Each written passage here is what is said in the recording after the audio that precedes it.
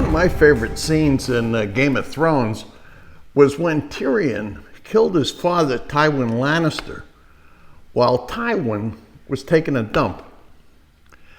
You know, that actually happened in English history.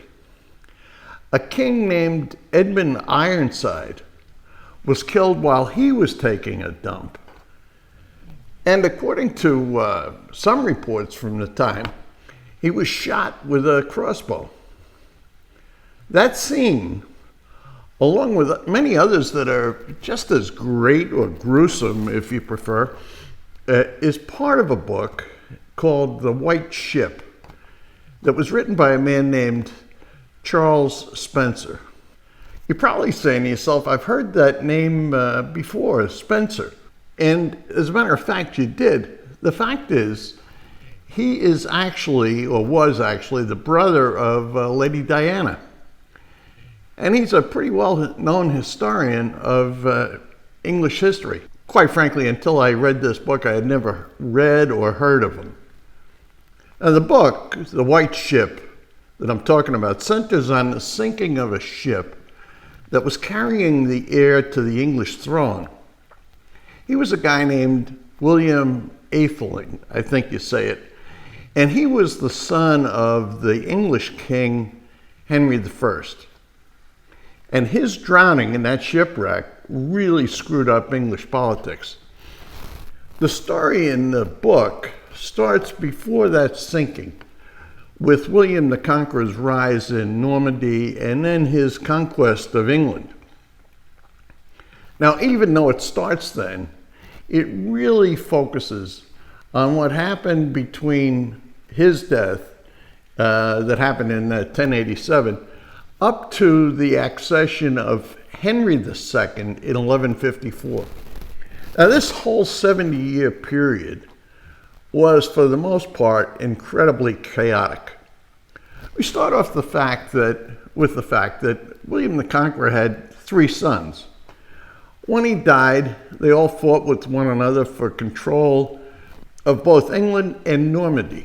The ultimate winner in this little contest was William's 3rd son, a guy named Henry. And he's the central character for most of this book. And it was his son, Henry's son, who drowned in the White Ship. Henry had a pretty good run as king. He was a smart guy, and he got England and Normandy mostly under control. Having done that, he wanted to pass the whole thing onto his son, also named William. Unfortunately, William was the guy who was drowned in the White Ship.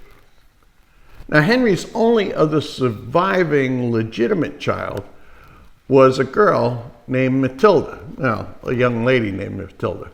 And Henry did all he could to get the main guys in his kingdom to accept her in place of the William who died.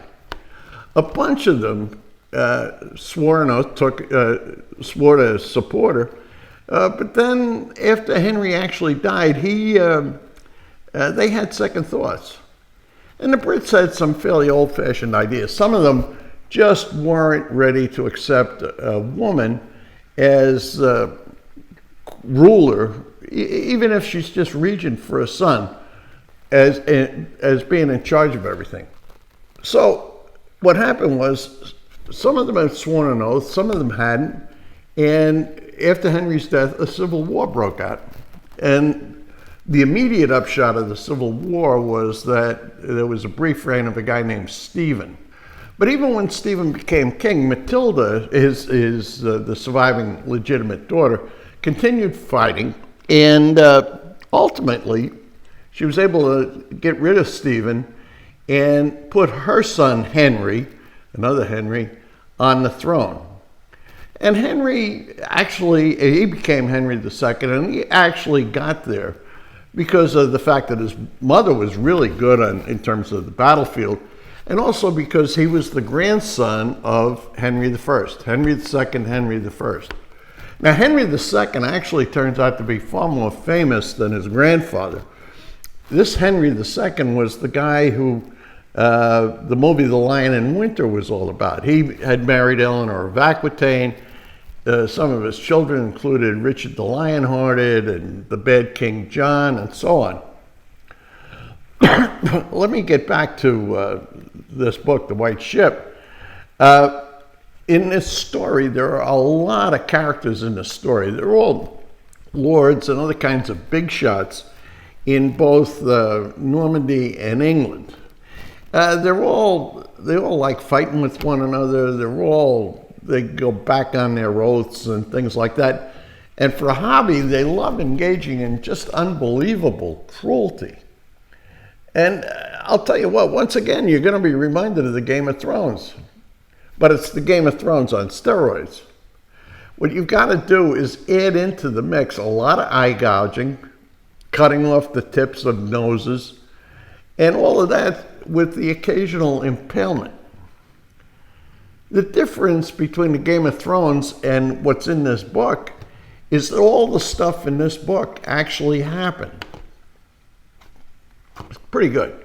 I think the strong points in this book include the way that Spencer carries the narrative along very quickly, very forcefully, and at the same time, he kind of makes the characters a little bit human.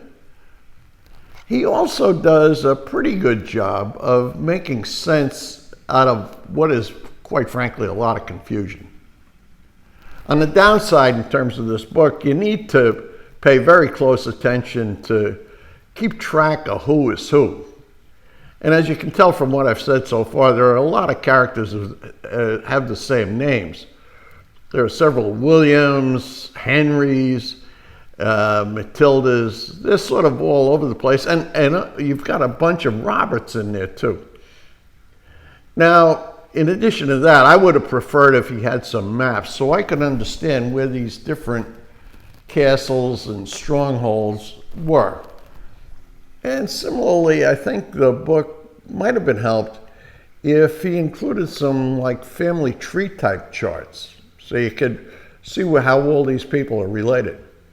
Now, as a side note, just to jump ahead in English history, you may recall that Henry VIII divorced Catherine of Aragon because she had failed to produce a male heir. Henry evidently feared that if he died without a male heir, that there would be a repeat of the chaos that this book describes. So you had to produce a male heir one way or the other. Anyway, I know all this sounds somewhat confusing, but overall, I think this book was a terrific read, and I recommend it. Now, I suppose to enjoy it, you have to have some kind of a taste for English history or a taste for the Game of Thrones. But if you do, I think you'll thoroughly enjoy this book. Now, I'll see you next week with another book review. Once again, I don't know what it'll be, but I'm going to do my best. See you then.